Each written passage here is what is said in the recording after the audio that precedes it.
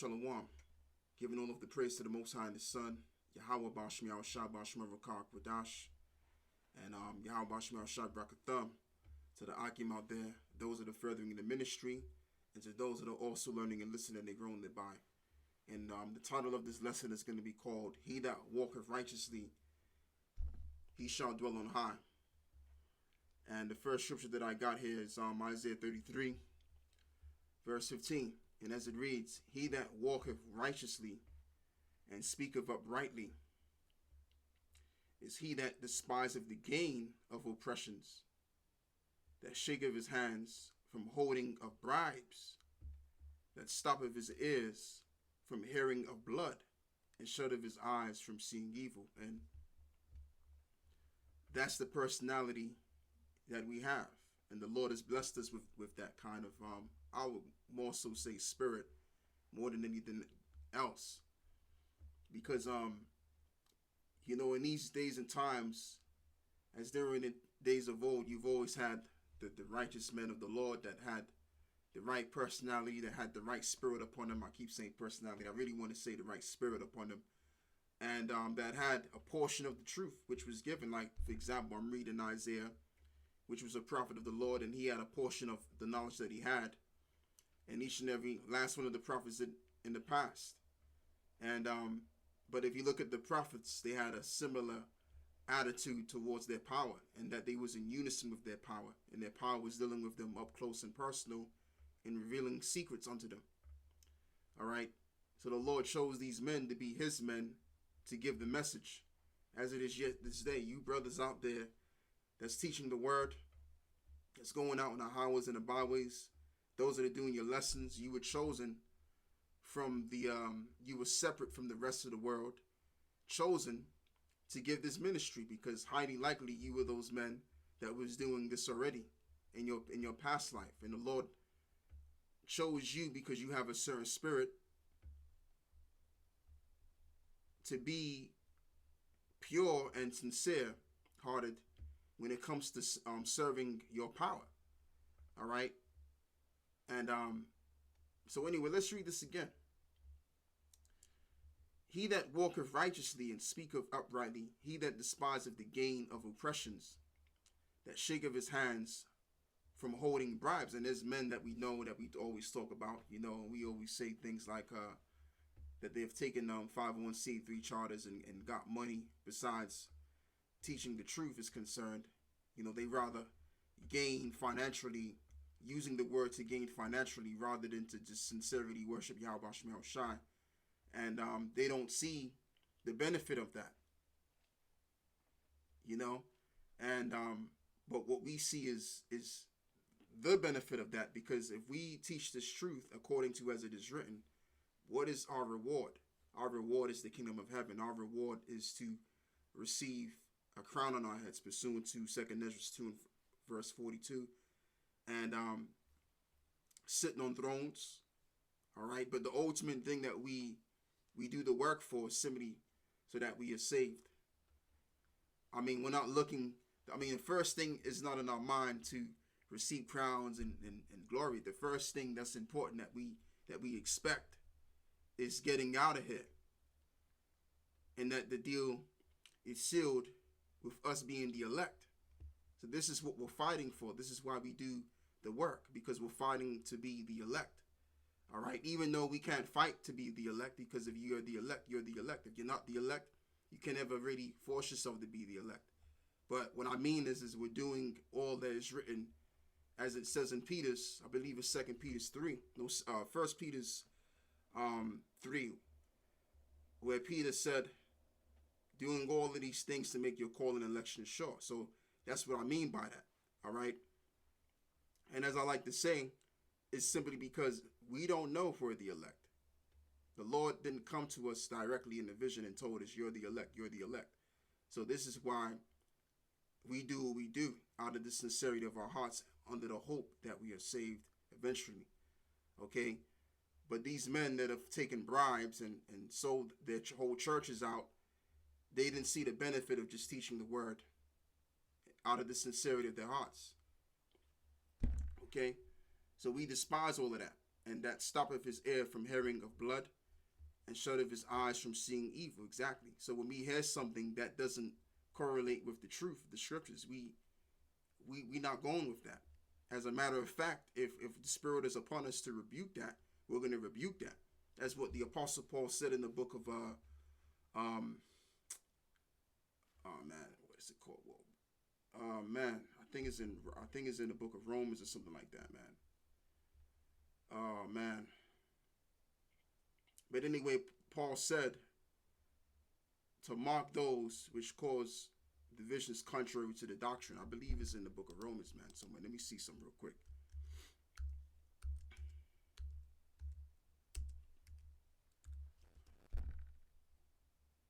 Yeah, Romans 16. Romans 16, verse...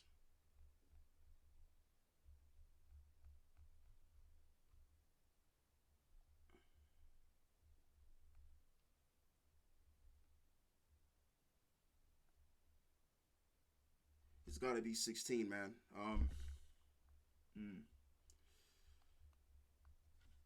Yeah, Romans 16.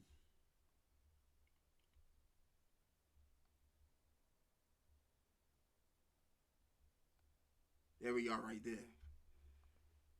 Yeah, I went over. Salakia. This is Romans 16, verse 17. Now I beseech you, brethren, mark them which cause divisions and offenses contrary to the doctrine which we have learned, and avoid them. And that's what we do. Now let's go back to the book of Isaiah 33.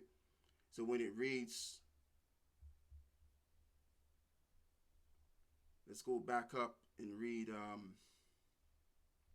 this is it right here, verse 15. So as it reads, he that walketh righteously and speaketh uprightly, and he that despiseth the gain of oppressions, that shaketh his hands from holding of bribes, that stoppeth their ears, it stoppeth his ears from hearing of blood. Because what does that mean specifically, Salakia? What does that mean, stoppeth their ear from hearing of blood? Meaning false doctrines, because that's what caused our people to be put to death. Okay? And shutteth his eyes from seeing evil. Because when you believe in these false ideologies, which was coming from these other nations, and things that went contrary to what the Lord was basically bringing out, such as the commandments, it brought forth death and destruction. Okay? So when we hear corruption, when we hear things like, oh, well, the mark of the beast is something rather than what it really is, and other vain doctrines out there that's being pushed, we mock these individuals and we air them out. We drop names in some cases. All right? We'll even crack a joke against them just to show the world of Israel that these guys are off and these dudes don't know what the hell they're talking about. All right? And if you're of the elect, whether you're the 144,000, you're among those that teach, or you're among those that follow the ministry, we're to direct you so that you don't follow these individuals and get caught up into their hype. Okay? So that's what we're supposed to be doing as the men of the Lord.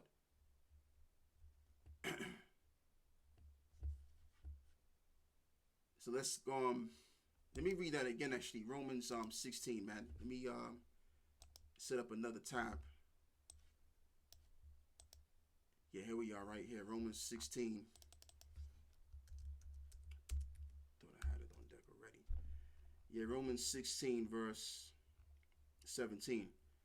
Once again, now I beseech you, brethren, mark them which cause divisions and offenses contrary to the doctrine which you have learned, and avoid them. So now that we've marked them, what do? We avoid them.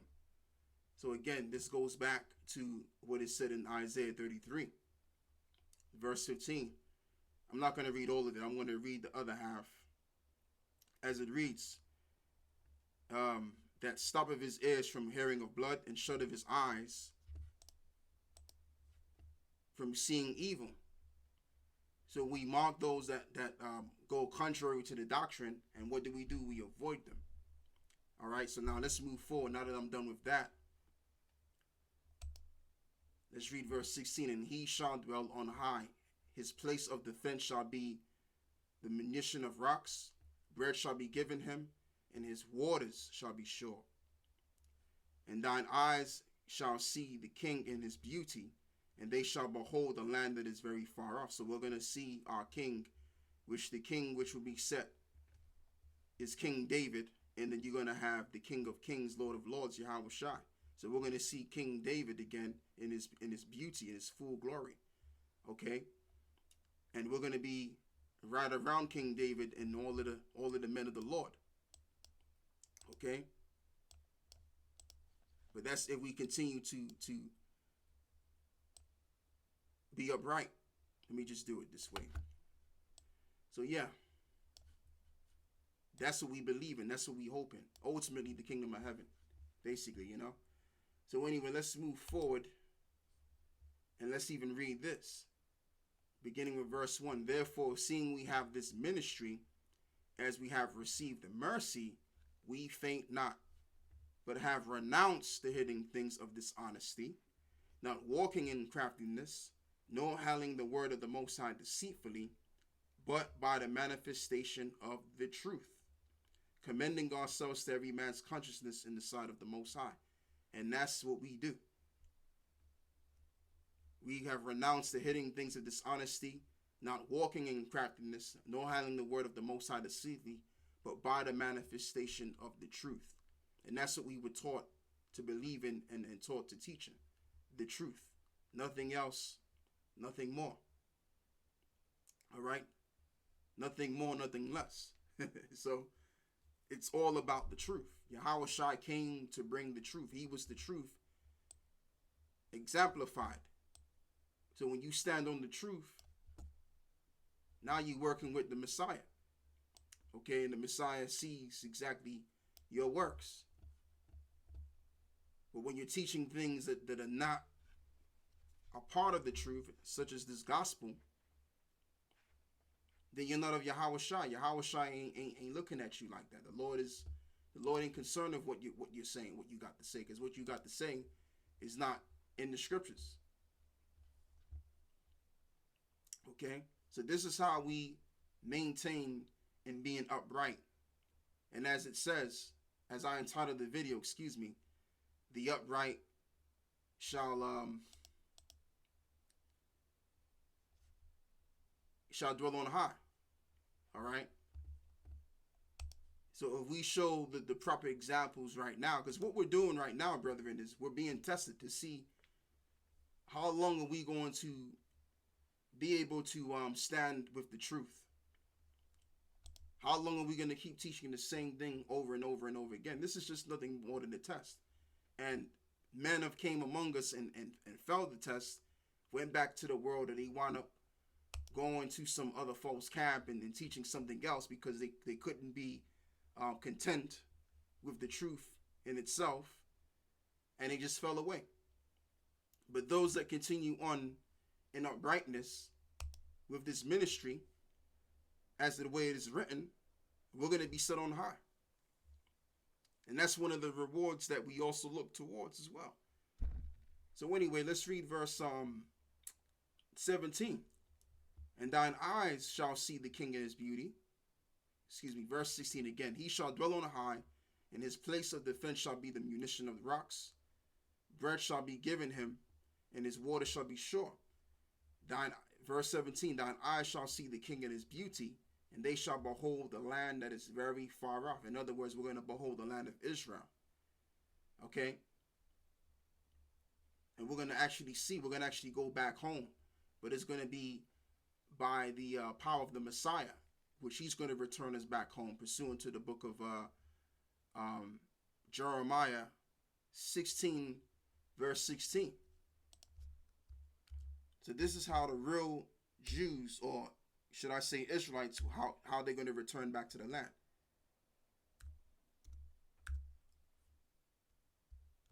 Jeremiah 16, verse 16.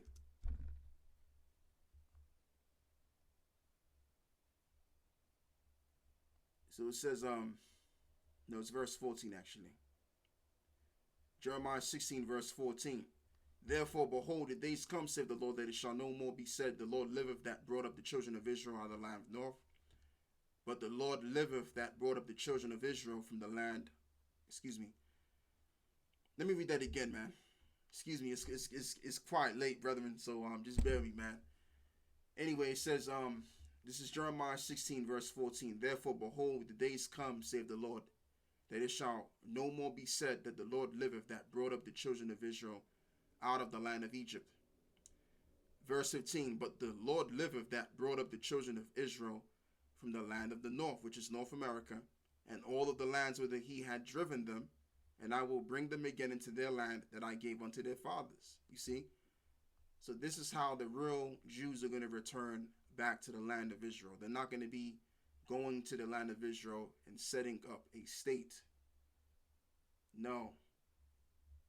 They're going to return back to the land through the Messiah. All right? And I have another precept as well, which is in the book of Psalms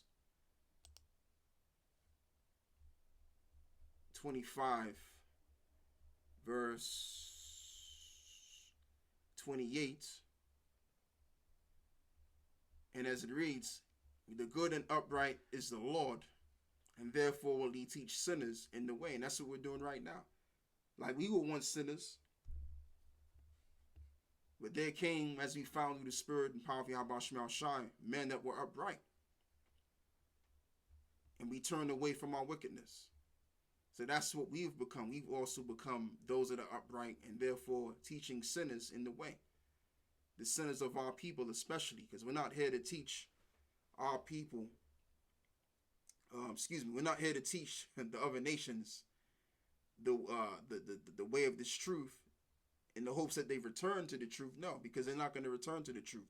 First and foremost, how can you return to something that you never had before? All right, so we're not outside in terms of teaching the nations the truth in the hopes that they repent, but teaching them the truth and showing them where they're going to fall in when it's all said and done concerning their judgment. But when it comes to our people, they'll get judged too. But that's if they don't follow what they're supposed to follow concerning what's written thereof. All right? So the sinner that we're turning away from his sins is the ones of our people. Verse 9, the meek will he guide in judgment, and the meek will he teach his way. Exactly. And all of the paths of the Lord are mercy and truth unto such as keep his covenant and his testimonies. Exactly. And that's what's going to keep you upright anyway. If you keep the laws and the commandments as we are this day, in the days of our captivity, in the book of Judges 5 and 11, on how we're rehearsing the righteous acts, just by that in itself, we're keeping ourselves away of harm, okay? Great harm, that is, which is bound to come in the future. And a lot of our people are going to be taken in that harm. The nuclear destruction, or the pestilence, or the destruction that the Lord is coming with, that's the harm that our people are going to face, the 2/3 of them that don't want to repent. But those that keep his covenant and his testimonies will indeed survive the calamities that's bound to come, the harm that is bound to come. Verse 11, for thy name's sake, O Lord, pardon mine iniquity, for it is great. Exactly. We all have fallen, came short from the glory, and we've all sinned. And the way that our sins can be forgiven and exited out is if we remain in following the Lamb whitherso he goeth. And that's after the book of Revelations 14, which I'll get there real soon. Psalms 112, verse 2, his seed shall be mighty upon the earth, and the generation of the upright shall be blessed. So, being that I've read scriptures about being upright, let's look up this word upright in the Hebrew. So the word is Yasar or Yashar, I believe.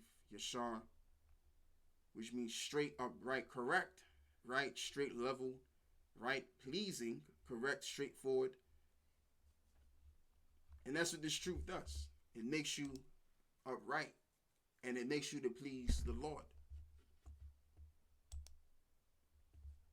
So let's read this. I'll begin to read verse 1. Revelations 14 and 1. And I looked, and lo, a lamb stood on Mount Zion, and with him 144,000, having his father's name written in their foreheads. And I heard a voice from heaven as the voice of many waters, and as the voice of a great thunder. And I heard the voice of harpers harping with their harps. and they sung as it were a new song before the throne and before the four beasts, in other words, the angels and the elders. And no man could learn that song but the 144,000 which were redeemed from the earth. I might do a sit down on this particular verse right here, man. Something just hit my head. A topic just hit my head after I got done reading this. So anyway, this is the point. These are they which were not defiled with women, for they are virgins, and these are they which follow the Lamb whitherso he goeth, and these were redeemed from among men, being the first fruits unto the Most High and to the Lamb. And what it means that they are virgins, meaning we didn't gravitate to false philosophy. Because when you read the book of Proverbs, the 7th chapter, the Proverbs, I would say from Proverbs 5 to 7, talks about the strange woman. And I'm going to show you something. So anyway, let's begin and read verse 5. And they that keep thee from the strange woman. Let's read the first verse. My son, keep my words and lay up my commandments with thee. Keep my commandments and live, and my laws as the apple of thine eye. Bind them upon thy fingers, and write upon them the table of thine heart. And say unto wisdom, thou art my sister, and call understanding thy kinswoman, that they may keep thee from the strange woman, from the strange which flattereth her words. So if this was literal, then why would Solomon symbolize symbolize wisdom as a woman? What does wisdom and understanding have to do with referring to a literal woman? So this is where the spiritual understanding comes into it. All right. So let's read verse 5. And that they may keep thee from the strange woman. So the strange woman, the false philosophy is, Solomon is now symbolizing for strange doctrine as the strange woman. The strange woman symbolizes the strange doctrines out there. So that's really what he's saying. From the stranger, which flattereth her words. For at the window of my house I looked through my casement, and beheld among the simple ones, and I discerned amongst the youths, and a young man void of understanding, passing through the street near her corner, and he went the way to her house. And check this out, like the Muslims, I don't know if they still doing it now, especially down here in the UK, but they used to hang out on the streets, passing you their books and leaflets and all of that kind of stuff. And then you have these individuals in New York,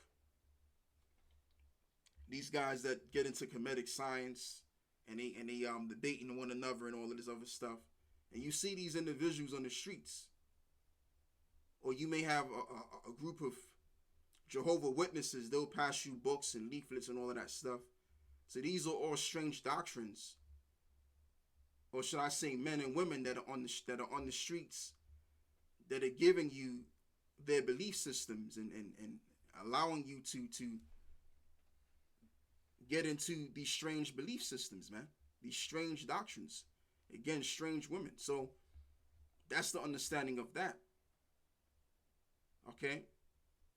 So anyway, let's read some more on this, a little bit more. In the twilight, in the evening, and in the black and the dark night, and behold, there met him a woman with an attire of an harlot, and subtle of heart, and she is loud and stubborn.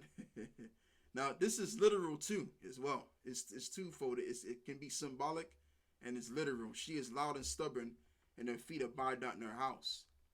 Now, is she without, now in the streets, and live in wait at every corner? So she caught him and kissed him with an impudent face, and said unto him, I have pieces offering with me.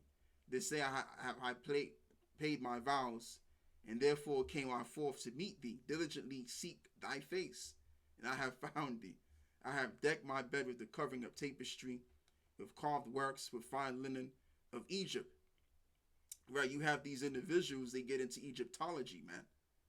And I have the perfume in my bed with myrrh and aloe and cinnamon, like the Muslims. Like a lot of them use they get into frankincense and myrrh as well. All right, that's how I first got to know what frankincense and myrrh was, through my uncle, because he used to dabble in that Islam stuff, you know. So yeah, verse 18: Come, let us take our fill of love until the morning, and let us solicit ourselves with love. For the good man is not at home, and he's gone a long journey, and he have taken a bag of money with him, and he will come home a day appointed. So yeah, this woman is referring to the strange doctrine that the simpleton among us have gotten into and fell in love with these belief systems. And that's what this is talking about. So when you read the book of Revelations 14, verse 4, with understanding, as I've just read in Proverbs 7, these are they which were not defiled with women, for they are virgins, and these are they which follow the Lamb whitherso he goeth. In other words, they didn't gravitate to strange doctrines, as I've just shown you in Proverbs 7. And these were redeemed from among men, being the first fruits unto the Most High and unto the Lamb. So because they didn't follow after strange belief systems, they remained to be upright. And that they had no guile, meaning they didn't deceive people into believing lies, but teaching the truth. As the Apostle Paul, as I'm going to read again, but I've renounced the hidden things of dishonesty, not walking in craftiness, nor handling the word of the Most High deceitfully, but by the manifestation of the truth, commending ourselves to every man's conscience in the sight of the Most High. All right, so as it says that we didn't have no guile found in the mouths, meaning there was no lie in our mouths. All right, so that's all I got to say from there. I want to give all of the praises to the Most High and His Son, Yahawah Bahasham Yahawashi Towards. And that's how the upright, and Lord willing, I'm a part of that, among those of the upright, which will indeed be exalted in the time appointed. And that's pretty much it, man. That's all I got to say right there. Right. Dwell on high. That's it right there. He shall dwell on high. So anyway, yeah. I'm out. Shalom.